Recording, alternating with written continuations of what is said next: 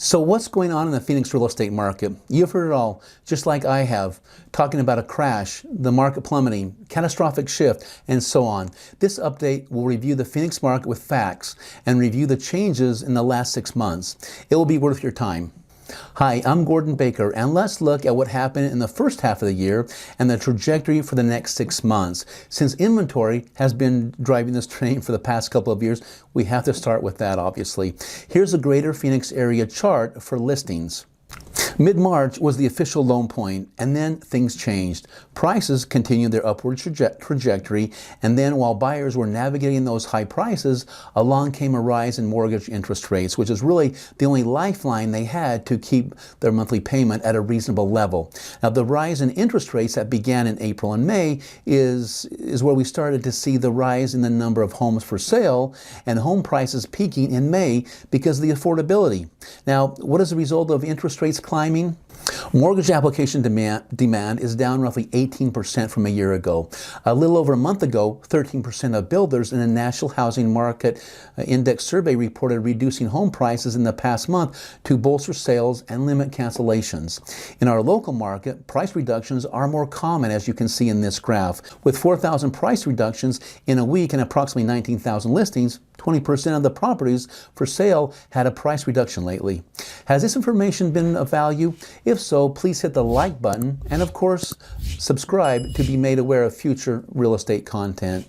So let's return to the number of homes for sale and take a more detailed look at some valley cities and the increasing number. This rise has become a common theme across the valley, offering buyers many more options than they had in the first quarter, for sure. We're seeing 3, 4, 5, and 6 times more houses for sale in cities compared to the first quarter.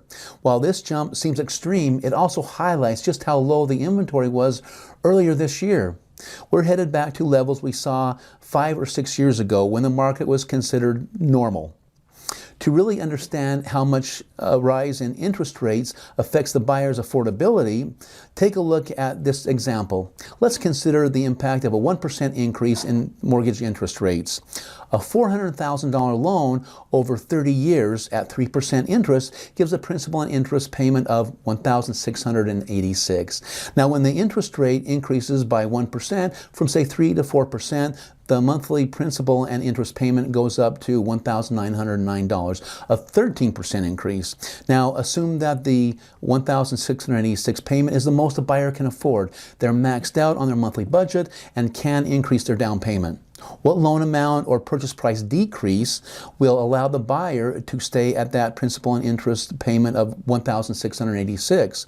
Remember, this does not include taxes, insurance, and HOA fees. The loan amount would have to come down $46,700 to $353,300, a 12% decrease in buyer purchasing power.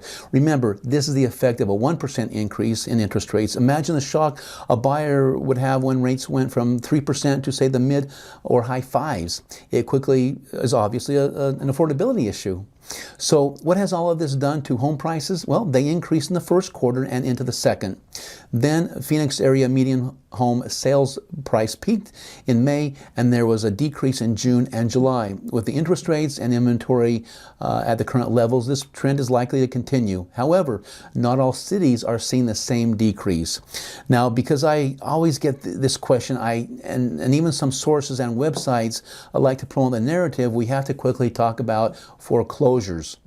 In Arizona, before a property goes back to the bank, the owner will receive a notice of trustee sale.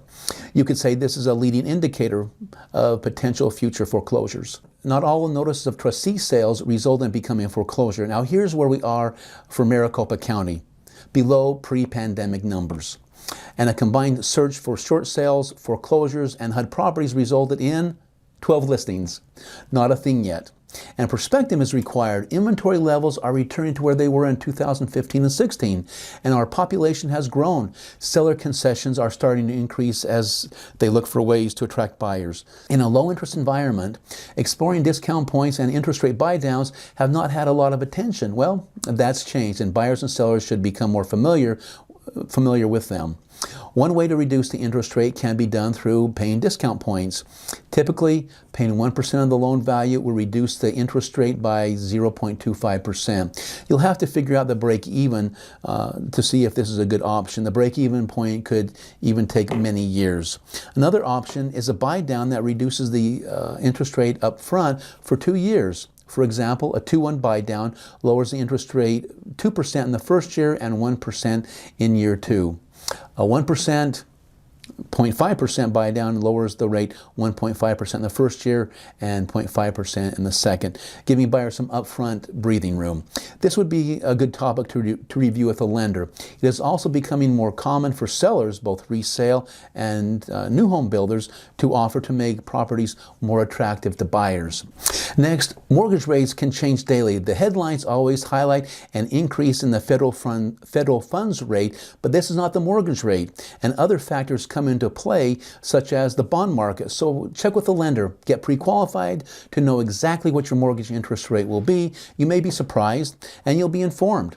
These are very different times compared to the last 3 years. We're trying to see what the new post-pandemic normal looks like. Valley cities are transitioning away from a red-hot seller's market to a more balanced or buyer's market.